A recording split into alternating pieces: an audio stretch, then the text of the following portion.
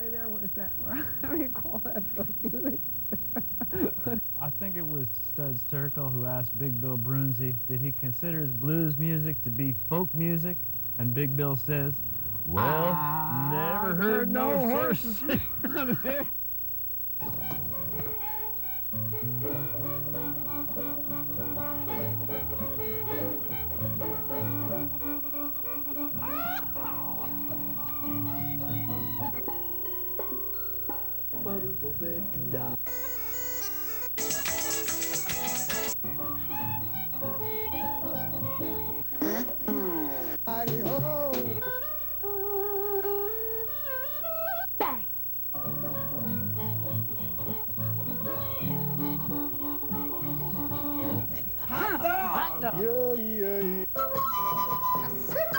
Don't hesitate. It could be your ticket to a new tomorrow. My teeth are whiter than white, arc welder bright.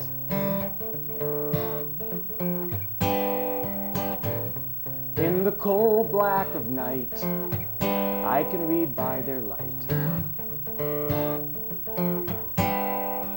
I would not look directly at them without proper eye protection. When I smile, look out. I hope you brought your sunscreen. Hope you brought your sunscreen. My shoes are shiny and new, filled with green goo. Polycarbonate springs, air pumps and things. I have to creep to keep from flying. I lead 3 stories without trying. Please don't get me excited, or I'll bounce right out of here. I'll bounce right out of here. If I've learned anything today, it's that some people are less beautiful than they think they are. If I've learned anything today, it's that most people are more beautiful than they think they are.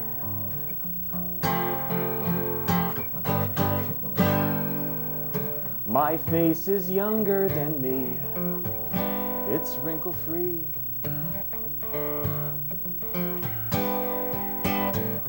It's been stretched round my head, tight as a soldier's bed. I would not bounce a quarter off it.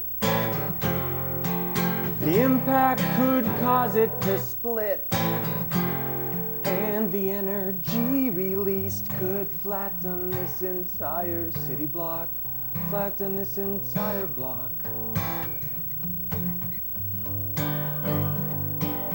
My teeth are whiter than whites. All right, all right, all right. The show is Horses Sing None of It. My name is Ralph Litwin, and our guest is the winner of the 2004 New York City Battle of the Funny Bands. And Yes. hailing from Thunder Bay, Ontario, Yep, Canada, all true. Nathan Caswell. Thanks, Welcome to Ralph. the show. Nice to be here. So what was going through your mind when you wrote that song? That song was inspired by, I guess, the beauty industry in general. I actually, I have a sometimes day job where I work in that industry, and I needed some way to vent, I guess, and so that's what it was. Yeah, enough television commercials for the teeth whitener, and your brain starts to go a little funny, I think. So. Yeah, I think that's happened to all Americans. Yes, yeah. Should I do another song? Yeah, why not? Okay. Well, that was about my teeth, and this song is about someone else's brain.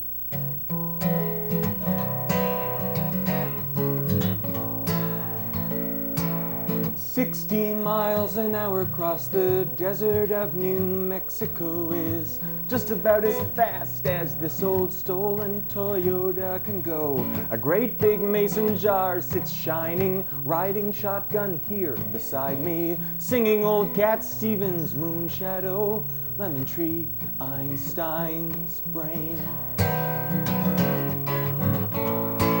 We're heading for Las Vegas. Einstein's brain has a system, says that he can beat the roulette wheel and we'll be rich. I smile and nod excited, 'cause I know that I can trust him. Compared to quantum physics, roulette should be a cinch. Einstein's brain. Stopped for gas in Amarillo. Einstein's brain fell in love with a waitress, brought us coffee, sugar, and some half and half. He was grieving, leaving the girl he'd always been dreaming of. I said, but she's dumb as a post. He said, yeah, but did you hear her laugh? Einstein's brain. Einstein's brain says that love is like gravity. No one knows exactly how it works or what it's for. I must admit that it's never been more plain to me as when I find myself face down on the floor. Einstein's brain.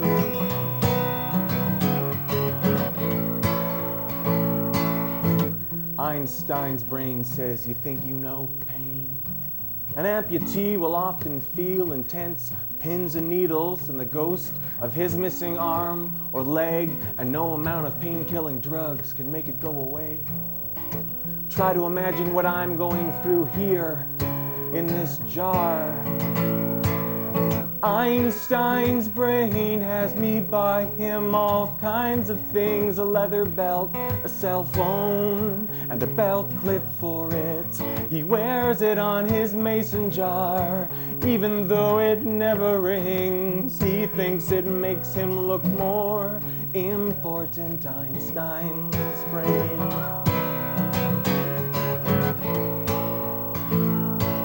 Sometimes in the evening, I hear him softly crying from the dresser next to the motel bed where I'm lying. He weeps for Hiroshima, he weeps for Nagasaki, he weeps for his unrealized dream to play professional hockey. Einstein's brain. 60 miles outside, Nevada state trooper U-turns behind us, burns his cherries nice and brightly, siren moaning to remind us to pull over on the shoulder. In the mirror, trooper walking, a calm voice beside me says, let me do the talking. Einstein's brain.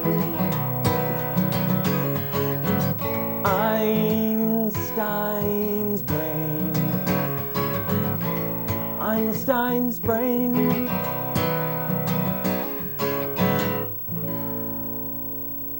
Einstein's brain. Yay!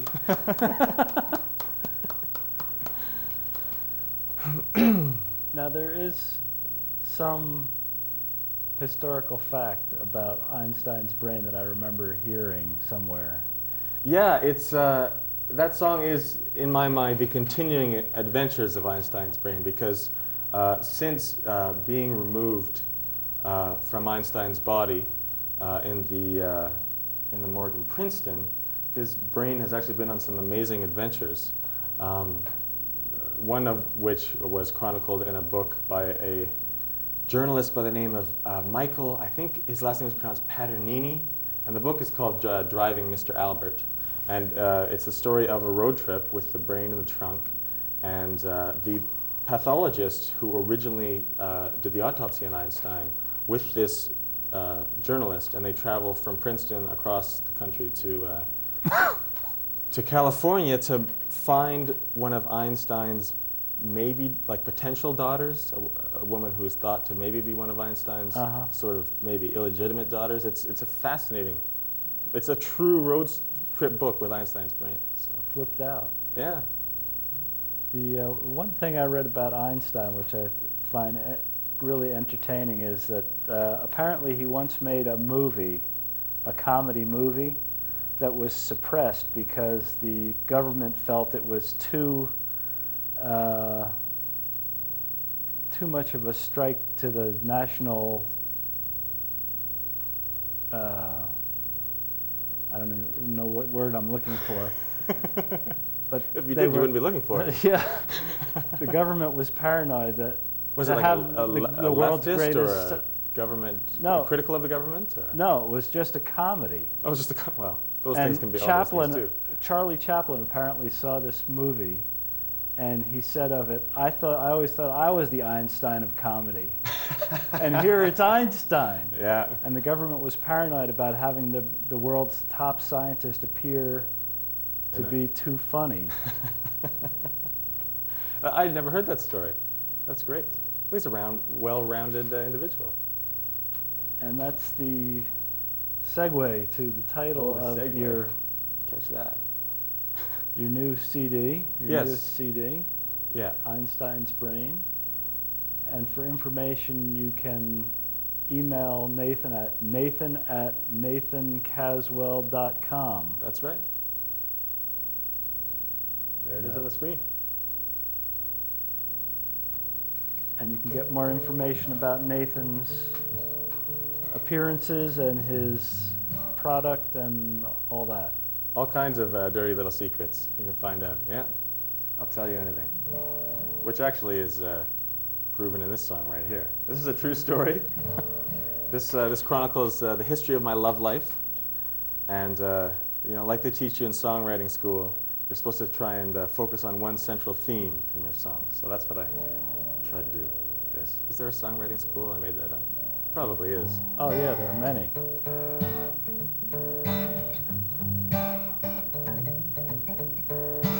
Like I said, this is a true story. Every single girl I ever dated stopped shaving her legs and her pits. Oh, they were shaving them when I first met them. But somewhere along the line they called it quits. And I never complained or protested. I was very proud of this. I thought I was so progressive, the quintessential male feminist. Then one day I got to thinking about all these girls I would not condemn. I thought, well, now if I was so enlightened, how come I wasn't still with one of them? So I'm sorry if I'm not worth the inconvenience, and I'm sorry I'm not worth the blood and pain. But tell me, if I treated you better, would you start shaving your legs again? Start shaving your legs again.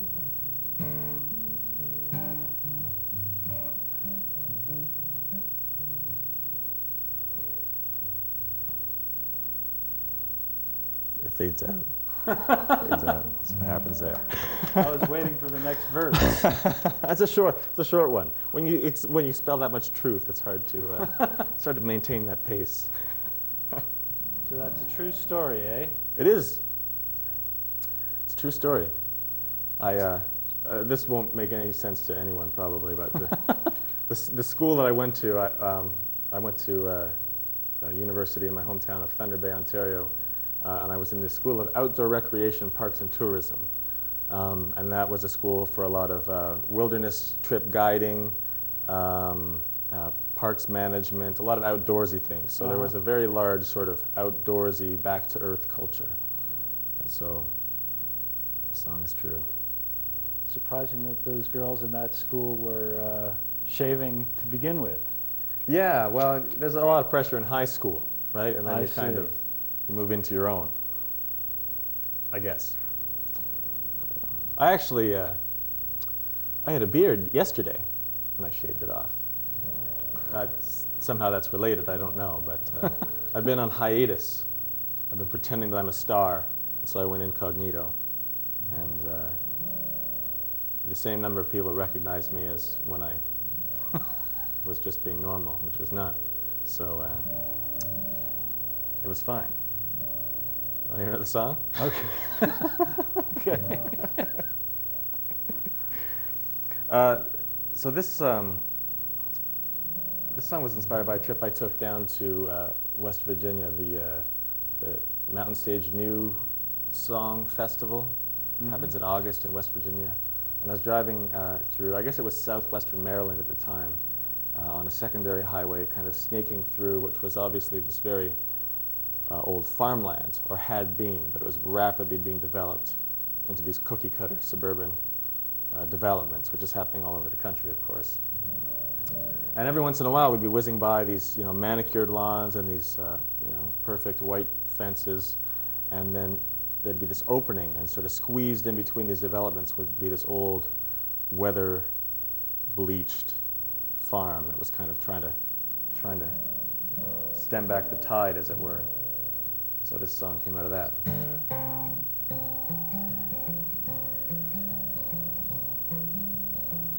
This is the place where I was raised. The stalks grew high, the cattle grazed, and now it seems those memories are all dreams, almost gone, this old farm. Like my old man, I worked the land with steel plow and calloused hand. Now he's long dead, but the last thing that he said was do no harm to this old farm. But times were hard and markets cold. One by one, my neighbors sold. I said no way, no matter what you'd pay, I'll do no harm to this old farm. And so I watched the rising tide of minivans and vinyl sides, but I'm still here on this island I hold dear. I'll do no harm to this old farm.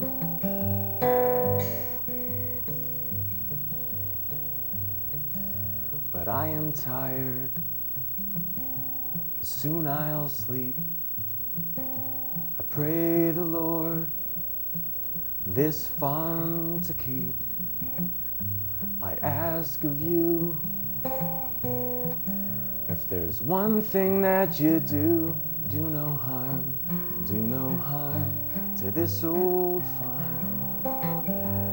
Do no harm to this old farm.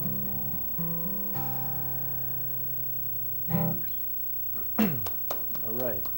Actually, I won the Battle of the Funny Bands with that song. I'm kidding. I was going to say, an interesting selection for that contest.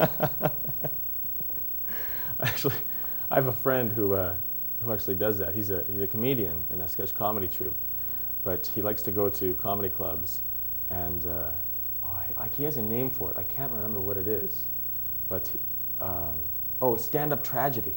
That's what he calls it. So he'll go up to the stand-up comedy club, and he'll go up there and get on the mic, and he'll just tell the most gut-wrenching, heartbreaking story of despair, and everyone's on the edge of the seat waiting for the punchline, and then he just walks off the stage. It's fantastic. It just sucks all the life out of the room. I get a kick out of really wacky stuff like that. I mean, most people are like, that was awful, but I think it's hilarious. You want to give your friend a plug? What's his name? Well, his name is John Smith, which isn't much of a plug since there's a lot of those guys out there. But That's as funny as the joke. Yeah. But the troupe is called the Imponderables, and they're based in Toronto, up in Canada. They're good fun. I wrote their theme song, actually. I'm not going to play it, though, because it's not the right venue.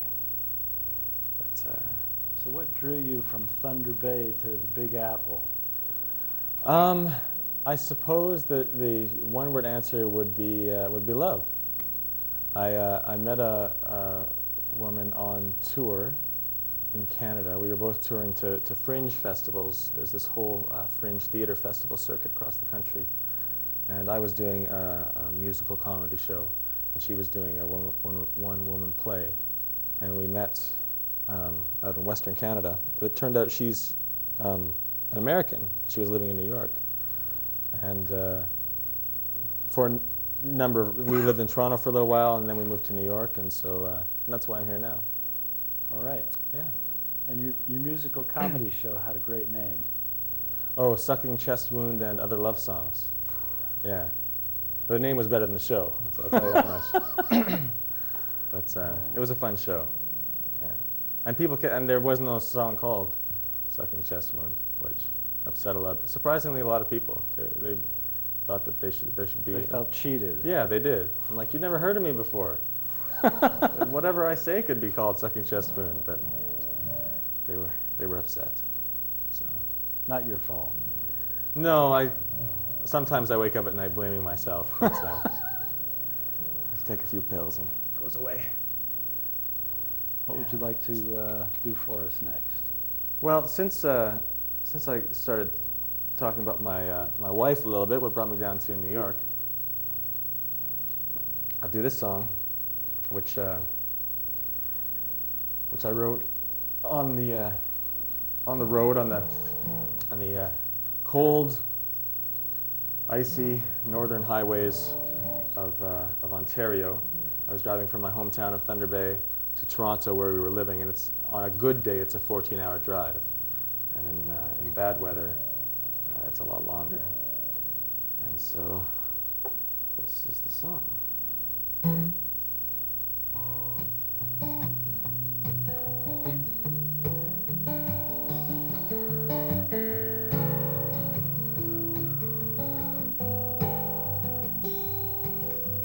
Transport trucks crawl up the hill, half hour from now they'll be crawling still.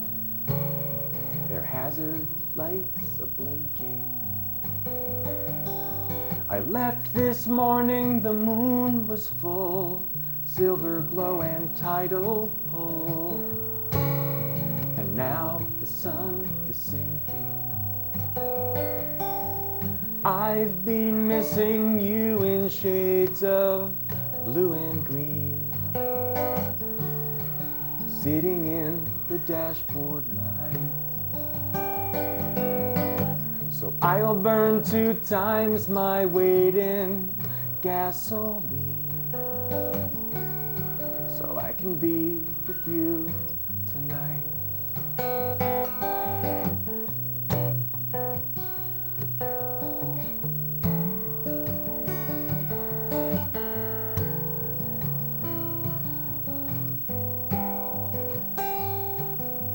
Trace the lake with the yellow line, through granite, spruce, and pine. They put up no resistance. Pistons sing in the key of C, tires hum the harmony. I'm dizzy with the distance. I've been missing you in shades of blue and green, sitting in the dashboard lights. So I'll burn 2 times my weight in gasoline, so I can be with you tonight. So I'll burn 2 times my weight in gasoline.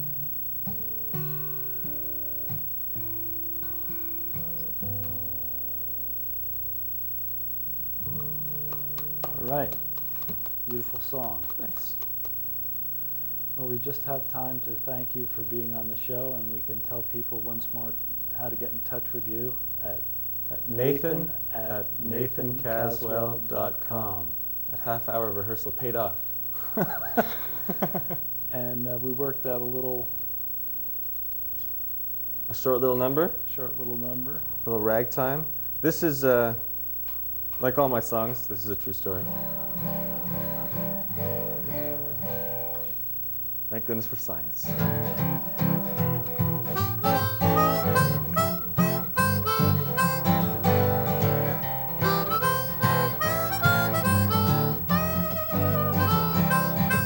He's got a spring in his step, a shine in his eye. He nods to the ladies as he strolls on by, as they whisper to each other that he's so fly. Billy's got a baboon heart. Well, he's smart and he's funny and confident too. He can run 7 miles much faster than you. Unusually scared of the municipal zoo. Billy's got a baboon heart.